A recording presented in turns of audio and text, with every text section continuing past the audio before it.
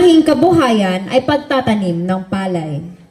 Sa kanilang araw-araw na pagsusumikap at taimtim na panalangin kay Senyor Santo Niño, dininig ang kanilang mithiin na magkaroon ng masaganang ani at maayos na buhay. Hindi sila nawala ng pag-asa kahit gaano kahirap ang kanilang mga pinagdadaanan at sa bawat binhi na kanilang itinatanim, kasama ang kanilang panalalig at dasal. Dumating ang araw na nagbunga ng sagana ang kanilang mga taniman. Ang kanilang palayan ay naging simbolo ng biyaya at pag-asa. Hindi lamang para sa kanilang grupo, kundi para sa buong barangay. Bilang pasasalamat sa mga biyayang natanggap, naghandog sila ng isang espesyal na sayaw na tinawag nilang Tikang Tabon. Nagpapakita ito ng kanilang kasiyahan at pasasalamat.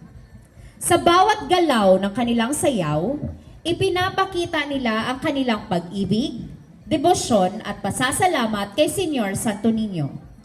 Ang sayaw na ito ay naging inspirasyon sa buong bayan na nagtuturo ng pagkakaisa, pananampalataya at pagsisika para sa mas magandang kinabukasan. Ang kanilang kwento ay nagbigay liwanag sa diwa ng Halad Festival na naglalayong ipakita ang kultura at paniniwala ng tao sa Midsaya. Daghang salamat sa grasyang nadawat. Handog ng Barangay Bual Sur. Viva Pit Senyor!